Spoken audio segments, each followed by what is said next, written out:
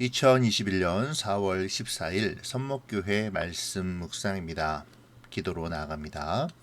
참 좋으신 우리 하나님, 오늘도 말씀 앞에 서게 하시니 감사드립니다. 말씀을 통해 우리의 삶을 바라보게 하시고 무엇보다 말씀이 이끄는 삶을 경험하게 하여 주시옵소서. 주님이 주시는 지혜로 명철로 주시는 은혜를 기억하기를 소망합니다. 함께하여 주실 줄 믿사오며 예수님의 이름으로 기도합니다. 아멘. 오늘 묵상할 말씀은 역대하서 5장 2절로 14절 말씀입니다. 이에 솔로몬이 여호와의 언약궤를 다윗성 곧 시온에서부터 메어 올리고자 하여 이스라엘 장로들과 모든 지파의 우두머리 곧 이스라엘 자손의 족장들을 다 예루살렘으로 소집하니 일곱째 달 절기에 이스라엘 모든 사람이 다 왕에게로 모이고 이스라엘 장로들이 이름에 레위 사람들이 궤를 매니라. 궤와 회막과 장막 안에 모든 거룩한 기구를 메고 올라가되 레위인 제사장들이 그것들을 메고 올라가매 솔로몬 왕과 그 앞에 모인 모든 이스라엘 회중이 궤 앞에서 양과 소로 제사를 드렸으니 그 수가 많아 기록할 수도 없고 셀 수도 없었더라. 제사장들이 여호와의 언약궤를 그 처소로 메어 드렸으니 곧 본전 지성소 그룹들의 날개 아래라. 그룹들이 궤 처소 위에서 날개를 펴서 궤와 그 채를 덮었는데 그 채가 길어서 궤에서 나오므로 그 끝이 본전 앞에서 보이나 밖에서는 보이지 아니하며 그 궤가 오늘까지 그곳에 있으며 궤 안에는 두 돌판 외에 아무것도 없으니 이것은 이스라엘 자손이 애굽에서 나온 후 여호와께서 그들과 언약을 세우실 때에 모세가 호렙에서 그 안에 넣은 것이더라. 이때에는 제사장들이 그 반열대로 하지 아니하고 스스로 정결하게 하고 성소에 있다가 나오매 노래하는 레위 사람 아삽과 헤만과 여두둔과 그의 아들들과 형제들이 다 세마포를 입고 제단 동쪽에 서서 제금과 비파와 수금을 잡고 또 나팔 부는 제사장 120명이 함께 서 있다가 나팔 부는 자와 노래하는 자들이 일제히 소리를 내어 여호와를 찬송하며 감사하는데 나팔 불고 제금 치고 모든 악기를 울리며 소리를 높여 여호와를 찬송하여 이르되 선하시도다 그의 자비하심이 영원히 있도다 하매 그때에 여호와의 전에 구름이 가득한지라. 제사장들이 그 구름으로 말미암아 능히 서서 섬기지 못하였으니 이는 여호와의 영광이 하나님의 전에 가득함이었더라. 아멘. 오늘 본문에서 솔로몬은 성전을 완공한 후에 여호와의 언약궤를 다윗성으로부터 성전으로 옮기기 시작하는데요. 여기서 우리가 주목할 점은 궤와 장막 안의 모든 물건을 레위인과 제사장들이 어깨로 메었다는 것입니다. 잠시 우리가 과거로 돌아가 보면 역대상 13장에서 다윗이 하나님의 궤를 옮길 때에 하나님의 진노를 산 적이 있었죠. 솔로몬은 지혜로운 자답게 아버지 다윗 왕이 했던 실수를 반복하지 않습니다. 하나님의 백성이 세상을 살면서 가장 중요한 것은 하나님의 말씀을 따라서 사는 것이죠. 성도는 성경으로 배우는 것입니다. 때로는 그것이 편리하거나 효율적으로 보여지지 않을 수 있는데요. 실제로 다윗 왕은 합리적이고 편리하며 효율적이기까지 한 방법을 사용했었죠. 사람이 어깨로 지는 것보다 소로 실어 나르는 것이 훨씬 더 경제적이고 편리한 일이었을 것이죠. 그러나 그 모든 것보다 우선하는 것이 하나님의 말씀인 것입니다. 그래서 다윗은 첫 번째 실수 이후 다시 하나님의 궤를 옮길 때는 철저하게 하나님의 말씀대로 행했던 것이죠. 이를 보면 가장 합리적이고 가장 효율적인 방법은 하나님이 원하시는 대로 하는 것인 것입니다. 이 다윗과 솔로몬의 교훈은 현재를 살아가는 우리에게 큰 교훈을 주죠. 교회에서 행해지는 많은 일들은 효율성이나 편리성보다 하나님의 말씀을 따라야 한다는 것입니다. 만일 주의 몸된 교회에서 어떤 일을 하고자 할 때에 그 목적이 하나님을 위하여라면 그 방법도 하나님의 방법이어야 하지요. 목적은 하나님의 영광을 위하여 한다고 하면서 방법이 하나님의 방법이 아니라면 그것은 결코 하나님께 영광을 돌릴 수 없고 하나님께서 영광을 받지도 않으실 것입니다. 그리고 이러한 점은 다윗 왕이 언약궤를 다윗성으로 모셔올 때에 했던 첫 번째 시도에서 이미 증명된 것이죠. 우리는 이것을 꼭 명심해야 합니다. 하나님의 교회에서 하나님의 영광을 위하여 사용해야 할 방법은 바로 하나님의 방법이죠. 그것은 하나님의 말씀을 따라 살아가는 것입니다. 만일 우리가 하나님의 영광을 위하여 무엇을 할 생각이거나 혹은 그렇게 살기를 원한다면 우리는 하나님의 말씀에 비추어 보고 생각하고 결정해야만 하는 것이죠. 자, 성전의 지성소, 곧 지극히 성스러운 하나님이 계신 곳에 언약궤가 놓였습니다. 이스라엘은 언약궤를 굉장히 중요하게 여기죠. 언약궤는 왜 중요할까요? 언약궤는 하나님께서 임재하시는 곳의 상징이기에 이스라엘에게 있어서 가장 중요한 것입니다. 단지 나무 상자에 불과한 언약궤가 하나님의 임재하심으로 성소에 존재하는 그 어떤 것보다 중요한 것이 되어진 것이죠. 만약 언약궤에 하나님이 임재하시지 않는다면 그것은 그냥 나무 뒷짝일 뿐입니다. 성전은 왜 중요합니까? 성전에 하나님께서 임재하시기에 중요한 것이죠. 성전에 하나님이 임재하시지 않으시면 성전은 그냥 멋진 돌무더기 건축물에 불과할 것입니다. 실제로 하나님이 성전을 떠나셨을 때에 성전은 돌덩이일 뿐이었으며 그것은 불타고 무너졌고 철저하게 파괴되었습니다. 아무것도 아닌 것이었죠. 오늘날 하나님께서는 어디에 임재해 계실까요? 하나님께서는 우리 마음에 임재해 계십니다. 그러므로 믿는 자 한 사람 한 사람이 교회이며 동시에 그 사람들이 모인 모임이 교회입니다. 그 교회의 중심에 무엇이 있어야 할까요? 무엇보다 하나님의 임재가 있어야 하겠죠. 주님은 교회의 주인이시며 교회의 중심이시기 때문입니다. 이 땅을 살아가며 하나님을 마음의 중심에 모시고 살아가는 하나님의 백성이 참으로 하나님을 기쁘시게 하는 것을 인식하고 우리가 행하는 모든 일에 하나님께서 중심이 되시어 우리의 모든 일이 하나님 중심이 되어야 합니다. 언약궤 안에 들어있는 것은 오직 두 돌판이었는데요. 성전의 중심, 지성소에 언약궤가 자리 잡고 그 언약궤에 두 돌판이 들어있는 것이죠. 이러한 점은 그 돌판이 굉장히 중요한 것임을 의미합니다. 예, 우리가 알고 있는 대로 그 두 개의 돌판은 십계명이죠.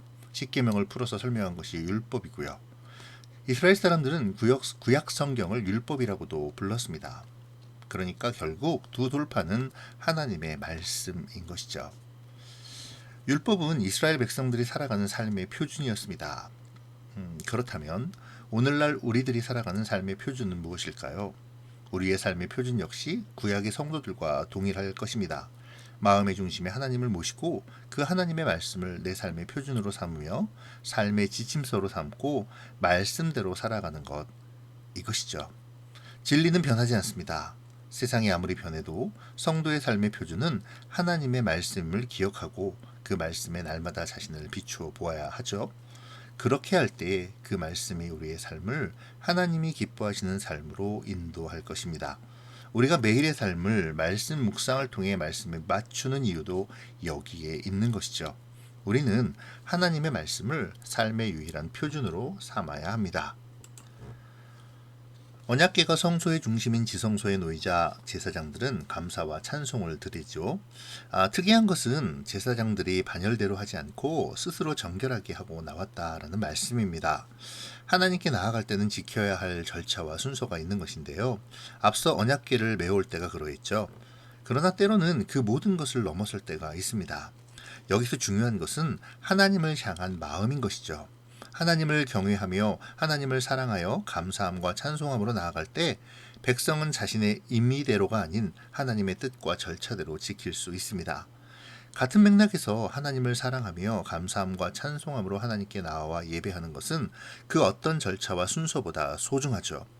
하나님께서 절차와 순서를 지키라 하시면 기쁨과 감사로 절차와 순서를 지키면 되고, 하나님께서 무엇보다 기뻐하고 예배하는 것이 먼저라 하시면 기쁨으로 하나님께 나아와 찬양과 경배로 하나님을 기쁘시게 하면 되는 것입니다. 정말 중요한 것은 하나님의 백성인 우리의 마음가짐일 것입니다. 그러므로 11절의 방점은 스스로 정결하게 라는 말에 있습니다. 우리는 하나님 앞에 나아갈 때 늘 정결한 몸과 마음으로 나아가야 하죠. 그런데 우리는 스스로 정결해질 수 없습니다. 그렇기 때문에 늘 주님의 보혈을 의지하며 정결하기를 힘써야 하는 것입니다. 어떤 사람들은 주님의 몸된 교회로 나아갈 때 교회적 지위와 체면 때문에 억지로 나가기도 합니다. 또 어떤 사람들은 교회를 통해 자신의 사회적 욕구를 채우려 하기도 하죠. 교만하여 군림하며 교회 내에서도 세상적인 서열을 정하려 하는 사람도 있습니다. 그렇기 때문에 나를 쳐서 복종시키는 순종은 참으로 귀한 일인 것 같습니다. 우리가 절대로 간과하지 말아야 할 것은요, 하나님이 우리에게 원하시는 것이 하나님께서 진정으로 우리의 기쁨이 되기를 원하신다는 것과 더 나아가 우리가 마음껏 하나님을 기뻐하고 즐거워하며 찬양하는 것을 원하신다라는 사실입니다.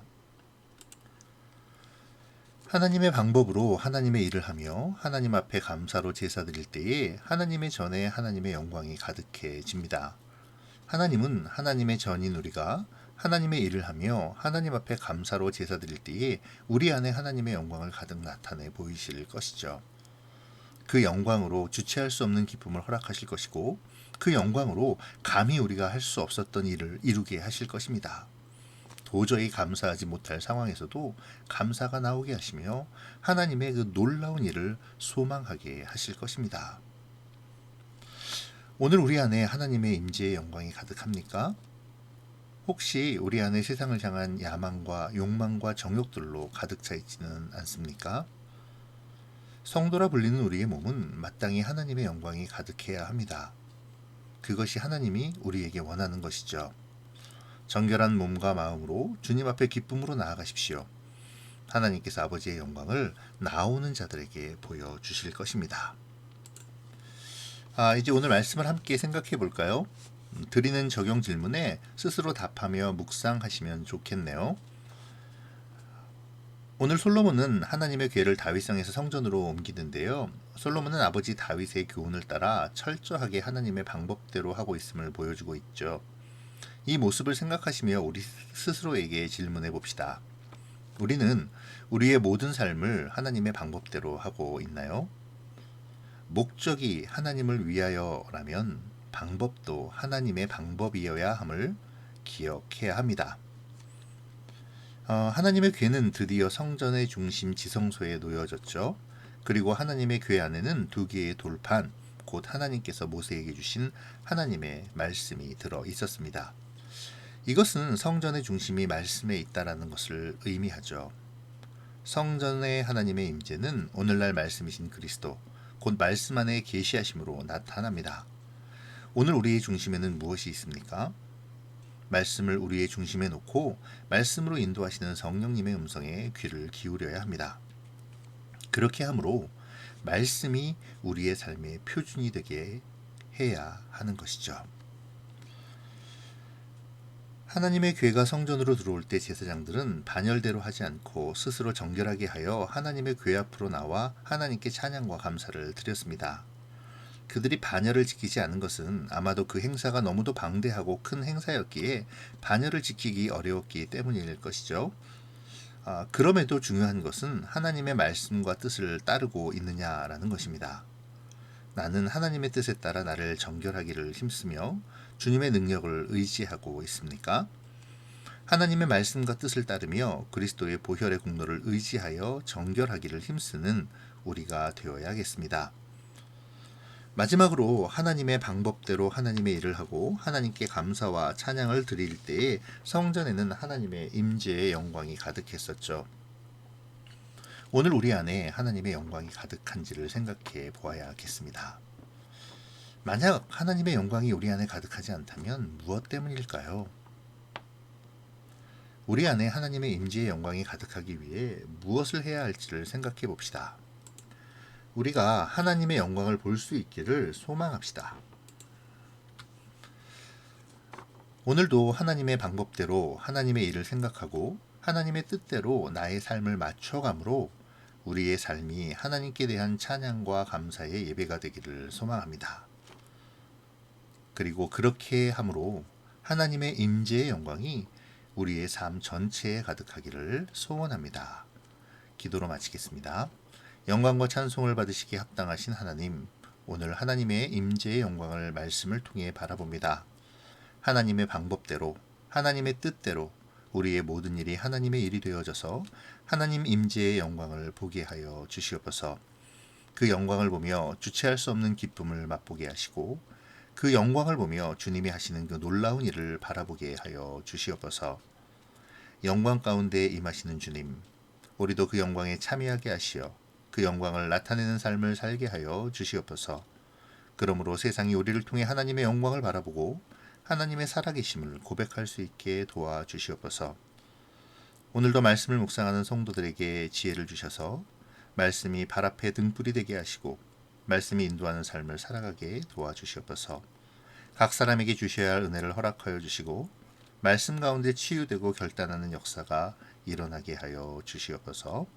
오늘도 우리와 함께 하여 주심을 감사드리며 예수님의 이름으로 기도합니다. 아멘.